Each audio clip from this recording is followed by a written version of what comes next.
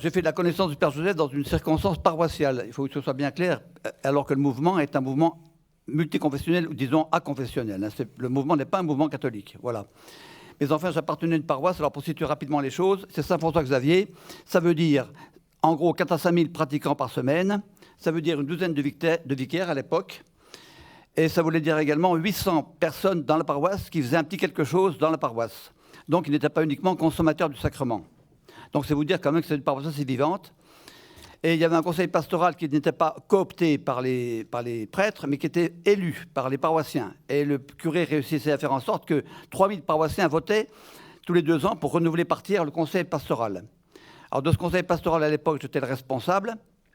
Et donc, on avait depuis 3 ans travaillé avec le père Jacques Leuve. Je ne sais pas si... Je pense que tout le monde connaît ici le père Jacques Leuve, qui est un des grands personnages de l'Église.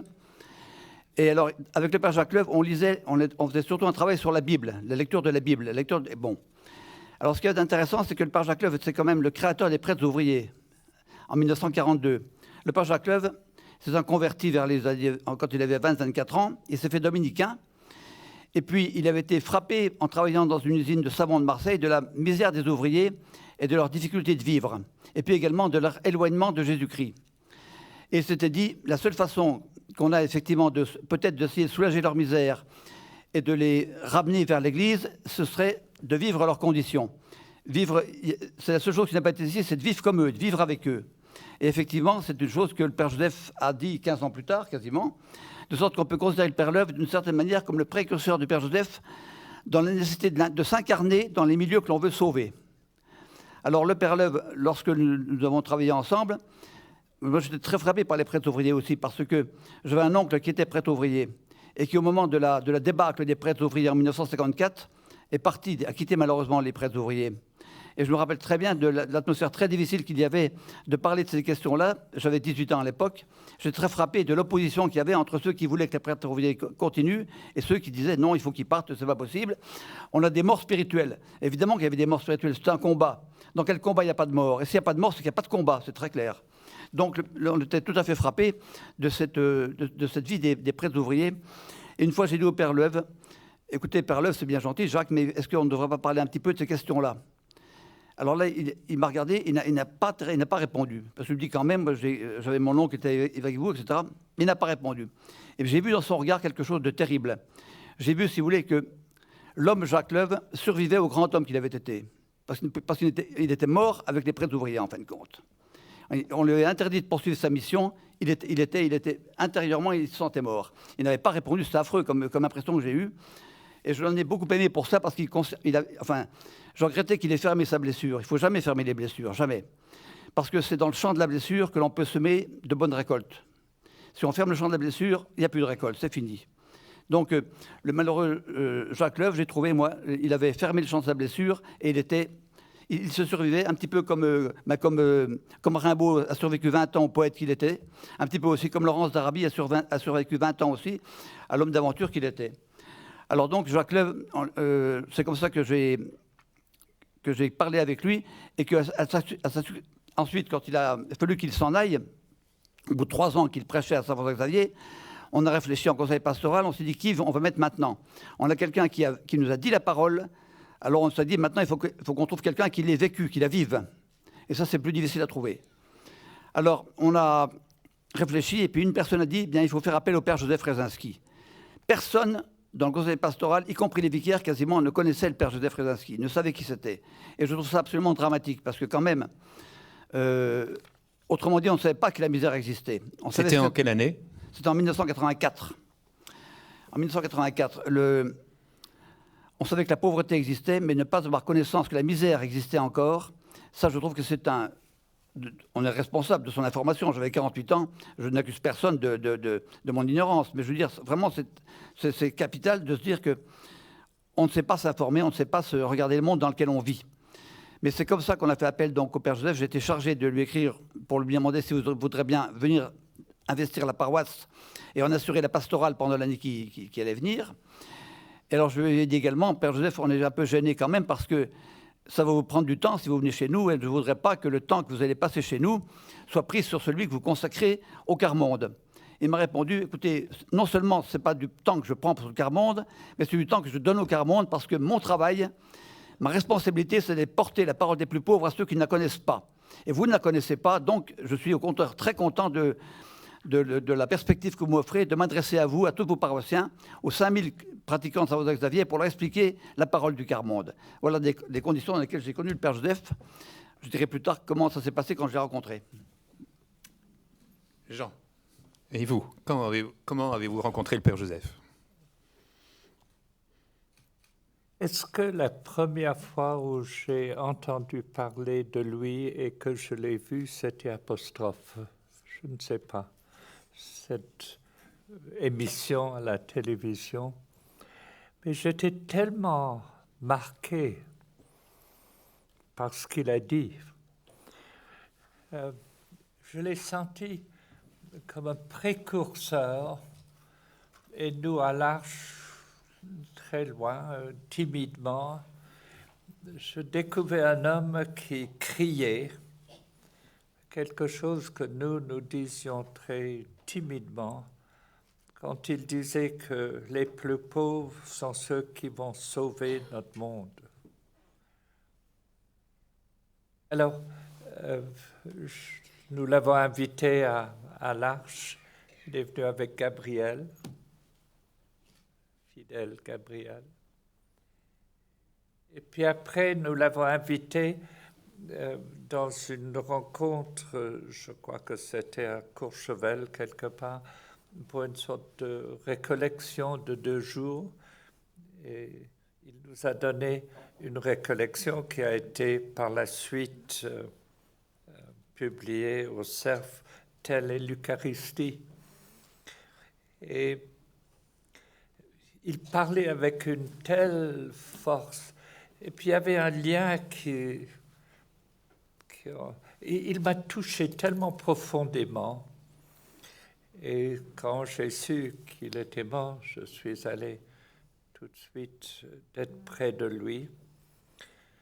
Et puis une des choses qui m'a beaucoup marqué, il a su qu'on avait une communauté à Burkina Faso, à Ouaga, et il savait qu'on avait des difficultés. C'est ainsi qu'il a envoyé Monique, je ne sais pas où tu es, Monique, et puis Dominique, tous les deux, pour aider, et pour qu'à partir de là où on était à Ouaga, et je rappelle, c'est Monique et Dominique qui m'ont fait connaître le grand centre des vieilles dames rejetées, des familles.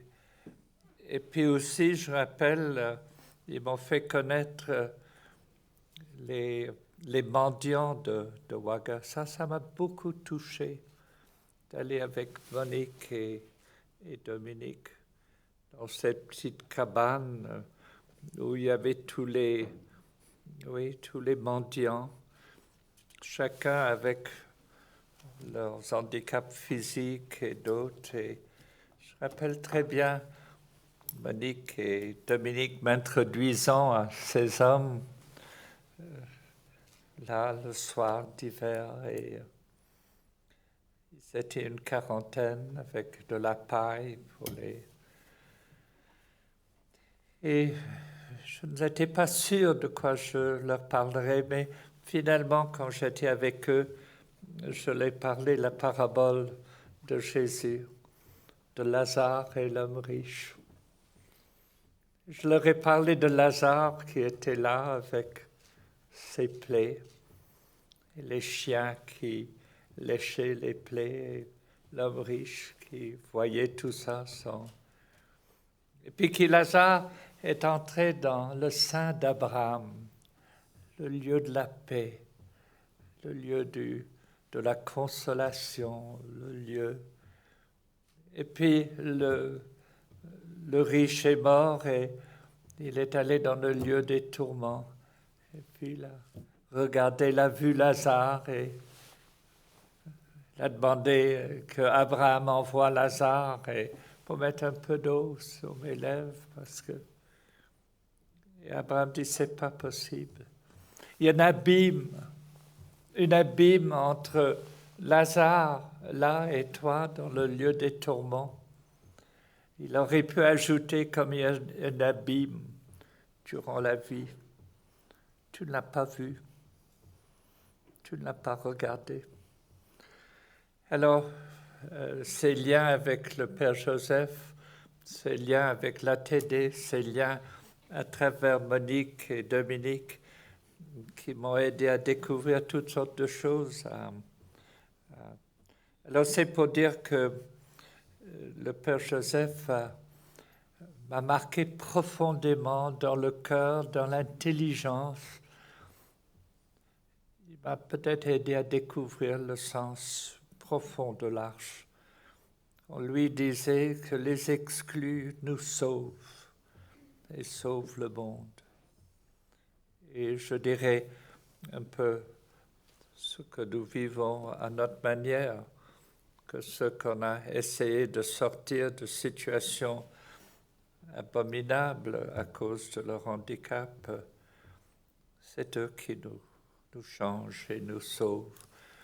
Et je voudrais juste lire un petit texte du Père Joseph qu'il nous a dit. Les personnes avec un handicap que vous rencontrez tous les jours et qui sont le pôle de votre vie ont reçu mission de faire naître l'amour et de répandre l'amour et d'obliger les hommes et les femmes à aimer, à s'aimer et à se faire aimer. C'est cela, l'Eucharistie. Ou ailleurs, il a dit, tout homme et toute femme a à faire quelque chose.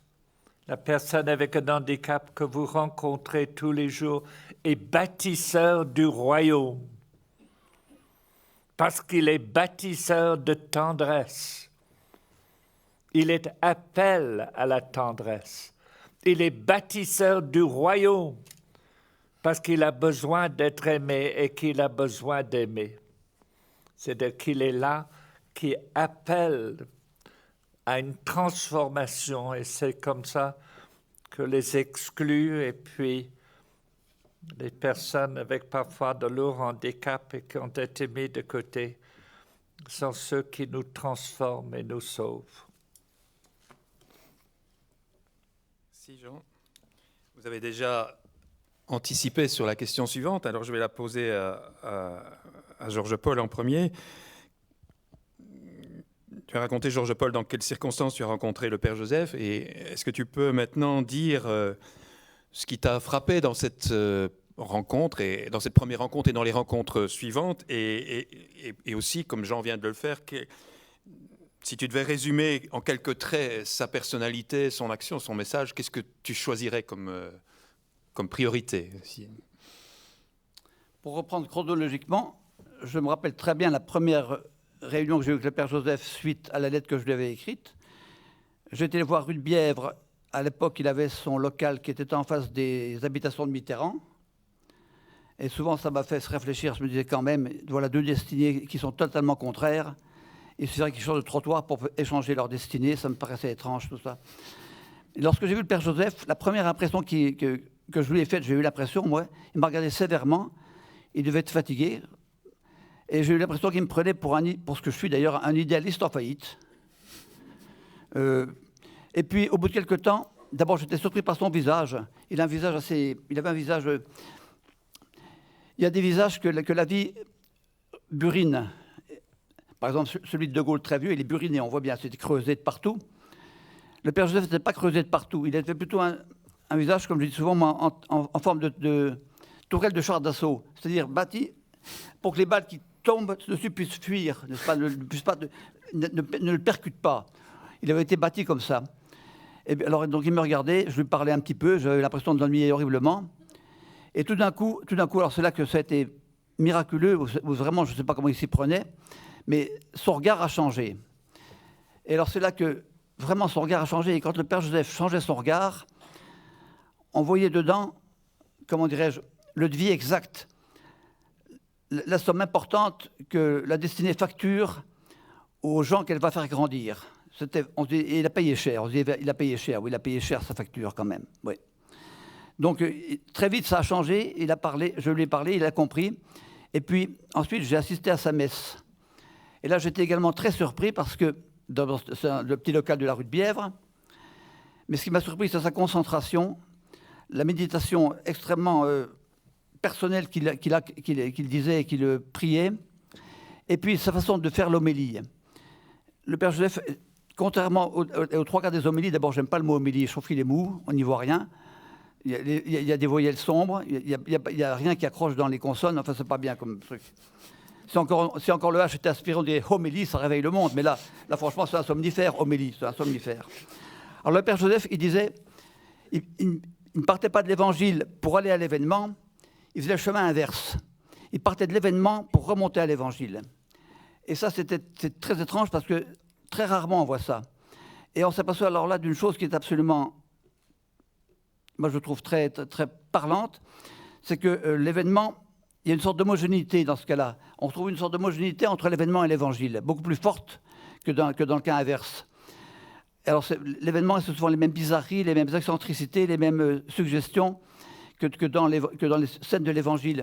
Mais on s'aperçoit que ça colle, que ça s'arrange et que c'est fait de la même étoffe. Autrement dit, qu'il y a dans l'évangile, dans les événements, des germes qui correspondent absolument à ce que l'on attend de l'évangile. Et c'est ce chemin que nous faisait faire le Père Joseph, je trouve. Et ça, c'était très, très, très, très riche. Et puis surtout, ce n'était pas habituel du tout. Ce qui m'a donné l'impression aussi très vite, c'est que ce n'était pas un prêtre social. Le Père Joseph n'est pas un prêtre humanitaire. Le Père Joseph s'est engagé sur un refus conscient d'un idéal terrestre. C'est très clair. Et très vite, il me fait comprendre que le pain était important, mais qu'il ne pouvait suffire de pain. Vous savez, il y a Dostoïevski disait, un des Karamazov dit « Un jour viendra où on dira qu'il n'y a plus ni bien ni mal, qu'il n'y a que des affamés ». On n'est pas loin de ce temps-là, parce qu'actuellement, est-ce qu'il y a encore le bien et le mal? Quand on voit la morale laïque qui est en train d'être instituée souvent dans les collèges et les lycées, en fait, on dit le bien, c'est la loi. On le définit par rapport à la législation, et non plus du tout par rapport à l'éthique. Et les affamés, on va les combler, on va donner du pain. Mais si on ne donne que le pain, on perdra la compassion. Parce que le pain n'est pas à la base de la compassion. Alors, le Père Joseph m'a fait très vite comprendre aussi que donc l'assistanat, qu'il ne méprisait pas, hein, il ne méprisait pas l'assistanat, mais il disait que ce n'était pas du tout suffisant, que ça ne permettait pas aux gens de redevenir eux-mêmes. Est-ce que tu continueras après? Vas-y. Ah non, bon.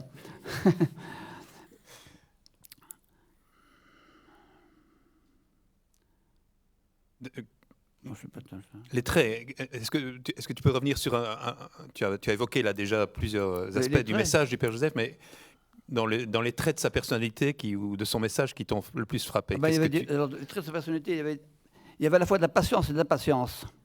Il y avait de la patience pour attendre que l'on évolue, que l'on comprenne ses idées. Il était très patient. Et puis d'autres fois, je le trouvais impatient et comme soumis à la hâte. Mais ce n'était pas tellement étonnant parce que dans l'Évangile aussi, il y a de la hâte. Dans l'Évangile, il y a de la hâte. Il y a la hâte des saintes femmes à se rendre au tombeau. Il y a la hâte de Marie d'aller voir Élisabeth. Il y a la hâte d'André de quitter ses filets alors qu'il vient à peine de les réparer. Alors tout d'un coup, le Père Joseph était pris par de la hâte. Et puis d'un autre côté, après, il était pris par la patience. Ce qui m'avait frappé, c'était la modération de son espoir, la modération persévérante de son espoir. Parce que c'est très facile d'avoir de l'espoir grandiose, etc. Lui, il avait de l'espoir, mais persévérant et puis, je dirais, modéré. Il ne s'exprimait pas comme quelqu'un qui aurait été trop exalté et qui aurait pu tromper les gens. Je trouvais aussi que c'était un homme qui attendait que l'on mûrisse. Qui attendait que l'on mûrisse. Et puis surtout qui disait que c'était les très pauvres qui étaient nos maîtres. Et ça, c'était très important parce que ce n'est pas facile à comprendre. Il est évident que les très pauvres ne sont pas nos maîtres en matière de connaissances, en matière de compétences architecturales ou bien de médecine, etc. Mais ils sont des maîtres en matière de conscience. Et ça, c'est important. Et ça rejoint d'ailleurs la profondeur de la culture occidentale qui, depuis toujours, est un effort constant pour approfondir la conscience. Et là où les très pauvres sont nos maîtres, c'est dans le fait qu'ils nous apprennent des consciences, la conscience de la justice, la conscience de l'injustice, la conscience du mépris. tout ça, c'est peu à peu ce qu'ils nous infusent dans l'esprit lorsqu'on les voit vivre, lorsqu'on lit leurs paroles, lorsqu'on apprend leurs paroles par les universités populaires. C'est un petit peu ça que l'on médite et que l'on apprend. C'est très important que la conscience soit approfondie, très important. C'est une caractéristique de la force de mouvement, de permettre à ceux qui le rejoignent d'approfondir leur conscience. Merci Georges-Paul. Je voudrais maintenant vous poser, peut-être à Jean, une question en rapport avec le thème de notre conférence de ce soir. On a mis sur les affiches le pauvre, l'exclu, la personne handicapée, etc. Chemin d'unité. Et alors, j'avais envie de vous provoquer un petit peu sur cette question de l'unité. D'abord, est-ce que vous pensez vraiment que nous sommes dans un monde qui progresse vers l'unité? Moi, j'ai parfois l'impression, en lisant les journaux, en regardant la télévision, qu'on est dans un monde qui est au contraire de plus en plus fragmenté, de plus en plus divisé. Et puis, deuxième question, vous dites, vous l'avez déjà dit l'un et l'autre, que le plus pauvre, le plus faible est facteur d'unité, est chemin d'unité. Et là aussi, j'ai l'impression que notre monde est plutôt d'un avis contraire et nous dit que c'est autour du plus fort, du plus performant, du plus rentable, du plus productif qu'il faudrait se rassembler pour faire progresser notre société. Alors voilà, qu'est-ce que ça vous inspire, ces deux objections que je fais en me mettant du côté du monde? Oui, est-ce que c'est une objection ou une constatation? Je ne sais pas. Mais tout ce que je sais, c'est que le Père Joseph, il était dans son corps un cri. Il criait, c'est son corps qui criait. Et il criait parce qu'il parlait de son peuple, mon peuple. Et ce peuple qui était le peuple de Noisy-le-Grand.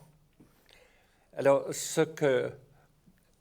qu'il criait, c'est que les gens se rassemblent, qu'on se rencontre. C'était un cri pour que les gens se rencontrent. Et son cri, c'est les gens ne peuvent se rencontrer que si on écoute le cri. Et cette unité qu'il disait, l'unité part en bas, à partir du cri du pauvre. Alors, ce que moi je vois avec Joseph, c'est un avertissement. Si vous n'écoutez pas les rejetés, on risque d'aller dans la catastrophe. C'est un cri. Un cri disant, nous, les êtres humains, l'important c'est qu'on se rencontre, qu'il y a de l'amour, qu'il n'y a plus ces exclusions et surtout ces types d'exclusions très particuliers, comme à Noisy-le-Grand, comme ailleurs, et ce que j'ai vu guidé par Monique et Dominique dans la maison des vieilles femmes, comme dans les mendiants de Ouaga, c'était un cri. Alors, l'unité, c'est que est-ce qu'on veut bien entendre le cri? Et c'est ce que Joseph dit pour les personnes avec un handicap, mais aussi les exclus dont il parle. Qu'est-ce qu'il crie? Pourquoi? Est-ce qu'il crie d'abord pour de l'argent, pour la nourriture? Non, il crie pour une rencontre. Les rencontrer. Et c'est ça tout le génie de Père Joseph. Aller à la rencontre, aller écouter les gens qui ont été exclus, aller créer une relation. Et c'est la relation qui aidera les gens à se mettre debout. Parce que quelqu'un est venu. Donc, j'entends ce qu'il dit comme un cri, mais pas nécessairement comme un fait. Le fait, maintenant, c'est à nous de s'y mettre et de ne plus être simplement comme le riche, l'autre côté de la rue de chez Lazare, et dire pauvre Lazare. Non, il s'agit d'un engagement. Et c'est ça le Christ que j'entends, le Père Joseph. Est-ce que le monde ira de moins en moins bien? Est-ce qu'il y aura de plus en plus de barrières qui seront créées? Est-ce qu'il y aura de plus en plus de murs qui empêchent les gens de s'en rendre compte? Tout cela, c'est une question. Mais la solution, c'est ça ce que Père Joseph, pour la retrouver un sens profond de l'être humain par en bas, c'est ça ce qu'il aimait dire, une unité par en bas, parce que ceux qui ont le pouvoir, qui ont les richesses, qui ont tout cela, donc il n'y a pas un changement, ces richesses deviennent une barrière. Alors, tout ce que j'entendais, c'est le cri du Père Joseph, et c'est là où il est prophétique. Il montre un chemin. Et je dirais que, quelque part, c'est un peu le même type de chemin qu'à l'Arche, mais tout en étant très différent.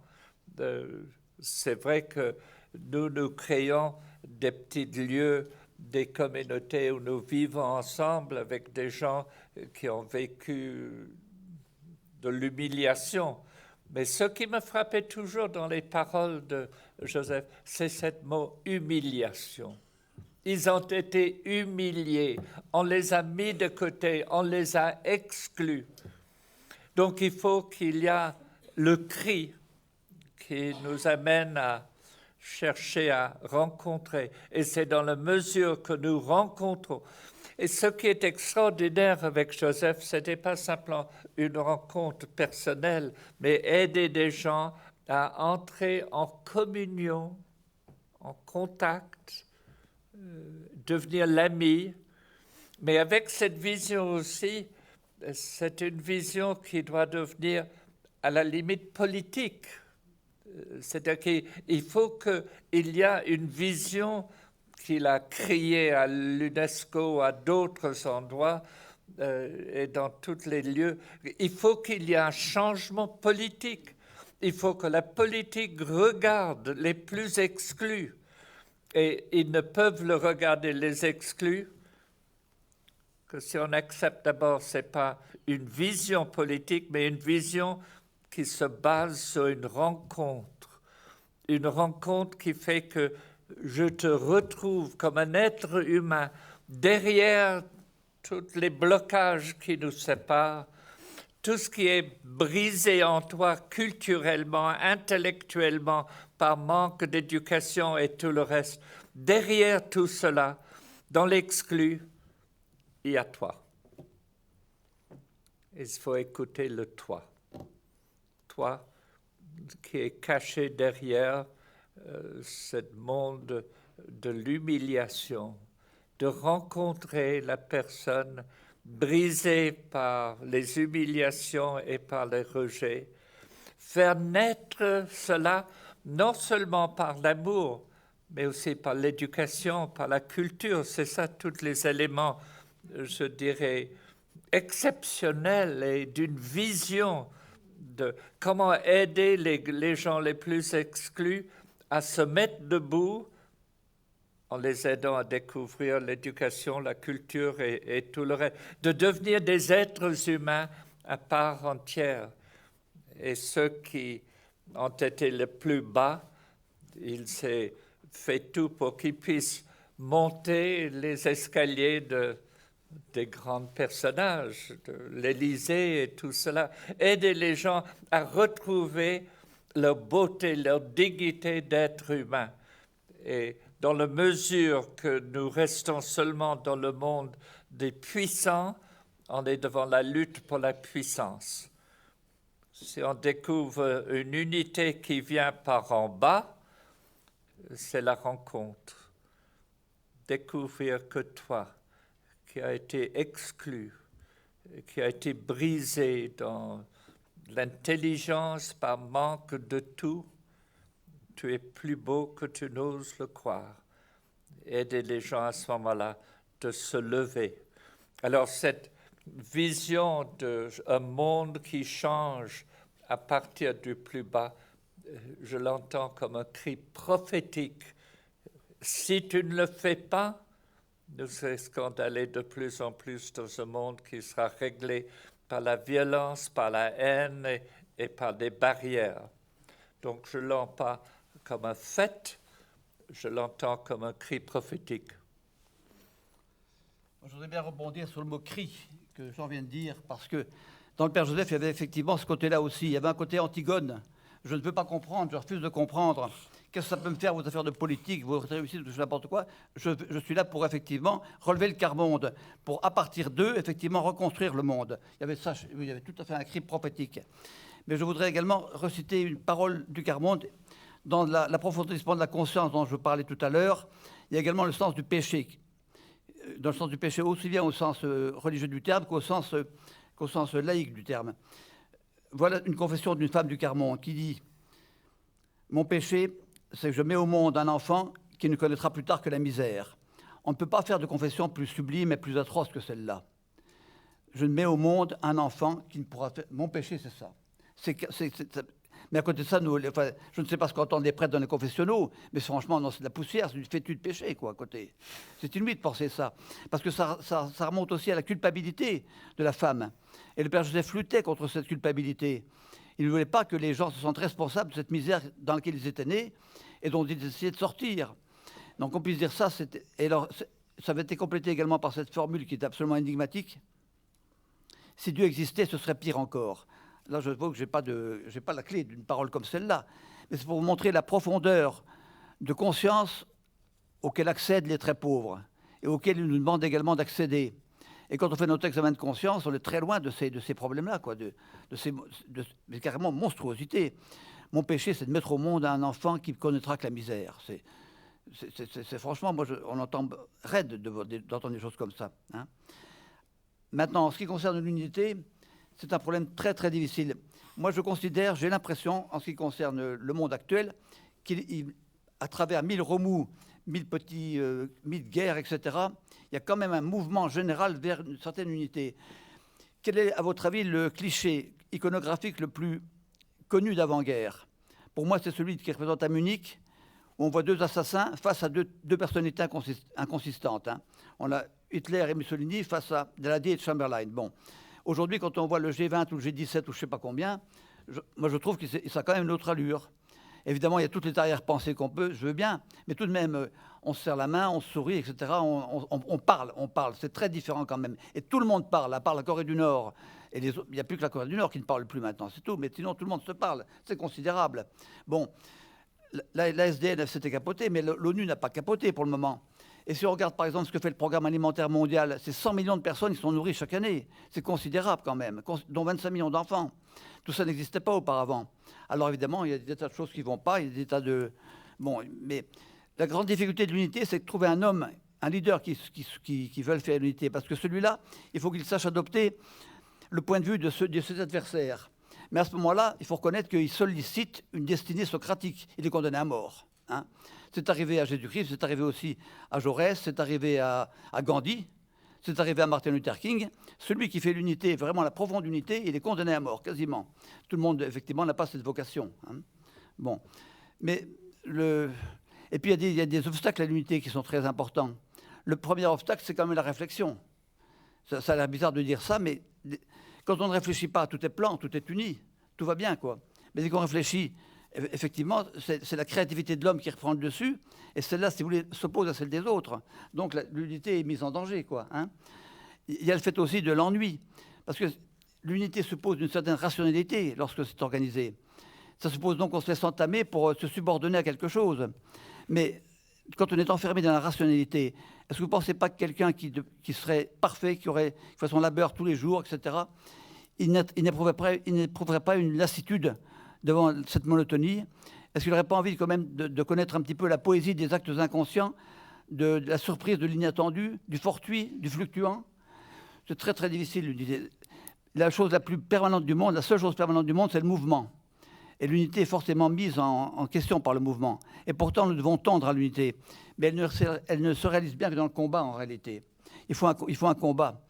Or, les très pauvres nous proposent un combat. Et ils nous proposent un combat à partir d'eux-mêmes. Et Joseph voulait effectivement qu'on se rassemble tous autour des plus pauvres pour mener ce combat. Et quand on voit la confession de cette femme, on pourrait dire, nous aussi, notre péché à nous, c'est de permettre que naissent des enfants qui connaîtront la misère. C'est ça notre péché à nous. Et lutter pour qu'effectivement ce péché soit détruit, ne soit plus connu, soit plus commis, ça vaut une vie, ça vaut une vie. Je voudrais relancer une question à Jean sur un aspect un peu particulier de l'unité qui est peut-être commun à l'Arche et au mouvement ATD Quart Monde. C'est cette... voilà, je l'introduirais comme ça. Le Père Joseph était un prêtre. Vous n'êtes pas prêtre, mais vous êtes un chrétien qui a approfondi, qui a étudié l'Évangile, etc. Et ni l'un ni l'autre, vous n'avez créé un mouvement d'église. Pourquoi ? Je crois que, d'abord, ce qui me frappe chez Joseph, c'est son amour de l'Église. Il est pétri par, quelquefois peut-être, on pourrait dire un peu idéaliste, mais il a un sens de l'Église comme une présence de Jésus qui accueille dans ses bras les pauvres, les opprimés, etc. Mais parce qu'il était un prêtre qui aimait Jésus et qui révélait le visage de Jésus, il avait aussi un sens profond de ceux qui n'étaient pas chrétiens, de ceux qui avaient été peut-être blessés par l'Église, par ceux qui se disaient athées ou d'autres. Parce qu'au fond, le cri, c'est un cri profondément humain. Et ce cri de l'humain, c'est un cri qui peut être entendu par tout être humain. C'est vrai que il y a longtemps, je suis allé voir le Conseil pontifical pour les laïcs, c'était en 1974, et on m'a dit « Est-ce que vous êtes un mouvement catholique ?» J'ai dit « Oui, on est beaucoup de catholiques, mais il y a des hindous, il y a des musulmans, il y a beaucoup d'anglicans. Est-ce qu'on peut dire qu'on est catholique ?» Je lui dis, je n'ose pas dire qu'on est... Alors, ils m'ont dit à cette époque-là, bon, c'est pas la peine de continuer à parler. Bon, ça, c'est la vie. Bon. Plus tard, ça allait un peu mieux quand il y avait le cardinal Pirogno qui était là. Mais enfin, ce qui est important, il y a de la misère. Il faut faire quelque chose. Qu'on soit musulman, chrétien, ou peu importe, il faut faire quelque chose et il faut le faire tout de suite. C'est ça le cri. Et tout le mystère de Jésus, Jésus est venu pour annoncer une bonne nouvelle. Annoncer une bonne nouvelle aux pauvres. C'est de dire que tu es important pour Dieu. Et c'est là où tous ces textes du Père Joseph que Gilles a mis en... Le pauvre, c'est l'Église. Les pauvres, c'est aussi l'humanité qui crie. Et quel que soit où j'en suis au niveau religieux, ce qui est important, que j'entends ce cri. Et je dirais que c'est vrai, c'est la même, parce que nous partons d'une expérience. Ça m'a frappé ce que tu disais. Le Père Joseph commence par une expérience. Il raconte une histoire. Et de l'histoire, il remonte à l'Évangile. Je dirais, il est là, à Noisy-le-Grand. Il y a des gens qui sont là. Est-ce qu'ils sont croyants ou pas croyants? C'est pas ça la question. Ils ont besoin d'amis. Donc, qu'on soit chrétien ou musulman ou simplement sans avoir de religion, l'important, c'est de répondre à ce cri. Donc, l'expérience nous a amenés à la réalité interconfessionnelle. J'étais à Bethléem au mois de décembre, où nous avons une communauté... Une grande majorité sont des musulmans, il y a quelques chrétiens, etc. Mais on est ensemble. On est ensemble avec une mission. Et c'est là où Père Joseph crie la mission, et une mission pour l'humanité, de répondre aux cris. Qu'on soit chrétien ou pas chrétien, nous avons tous des cœurs qui sont touchés quand on rencontre celui qui crie sa tristesse, ou cette femme qui disait notre seul péché, c'est de donner des enfants qui vont être dans la misère, et d'entendre ce cri, Donc ça nous a amené nécessairement à ouvrir les portes, parce que ce qui est important, c'est essayer de sortir des personnes avec de lourds handicaps, de situations abominables, pour les aider à découvrir qu'ils sont beaux, qu'ils ont une humanité, ils ont un cœur, etc.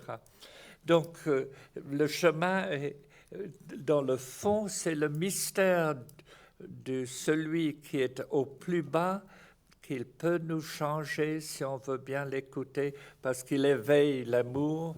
Et cet autre aspect qui en est très lié, c'est cet mystère de l'humain, parce qu'on est tous des humains, qu'on soit chrétien ou musulman ou hindou, on est tous des humains, et on peut tous écouter le cri des pauvres.